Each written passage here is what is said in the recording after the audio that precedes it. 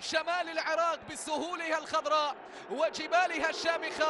شمال العراق یاریگای نێودەوڵەتی نەورۆزە لە شاری سلێمانی و بۆ یەکەم جارە بە شەو یاریەکی فەرمی تێدا ئەنجام دەدرێت بە ئامادەبوونی هاندەرێکی زۆر و لە یاریەکی بەهێزی هەفتەی 23 خولی سێرەکانی عراق نەورۆز پێشوازی لە قووەجەویە کرد.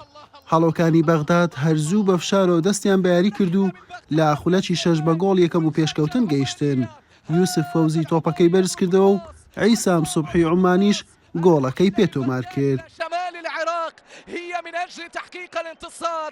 کوڕانی شاری سلێمانی دەستیان بەسەر یاریەکە داگرت و کۆمەڵێک هێرشیان بردە سەر گۆڵی میوانەکەیان، بەڵام وەک پێویست مامەڵەی دروست لەگەڵ دەرفەتەکان نەکرا تاوەکو گۆڵ بە دوای خۆی دابێنێت. یارزانانی قۆجەویە بەم هێرشە وەڵامیان هەبوو، نزیک بوون لە گۆڵی دووەم. هانی شاکری گۆڵپارێز دووری خستەوە. ئەم دوو دەرفەتەی نەورۆزیش تەواو مەترسیدار بوون لەسەر گۆڵی هەڵۆکانی بەغداد، بەڵام گۆڵیان لێوە بەرهەم نەهات و نیوە یەکەم بەم ئەنجامە کۆتایی هات. لا نیوەی دۆم ئەم هەڵەیەی هێڵی بەرگری نەورۆز خەریک بوو گۆڵێکی دیکە بە قۆجەویە ببەخشێت. جەویە بە هێرشبردنەوە بەرگری لە گۆڵەکەی دەکرد. نەورۆز لە ناوەڕاستی نیوەی دووەمەوە هەوڵەکانی بۆ گۆڵ یەکسانی چڕ کردەوە.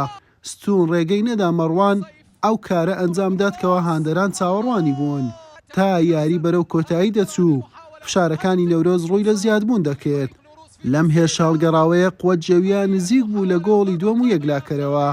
کوڕانی قەحتان جەثیر ئەنجامەکەیان پێ یەکسان نەکرایەوە و بە گۆڵێکی بێوەڵام تووشی شکست هاتن.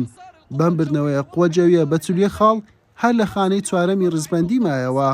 نەورۆزیش بە سی خاڵەکەی هەر لە ناوەڕاستی ڕیزبەندە.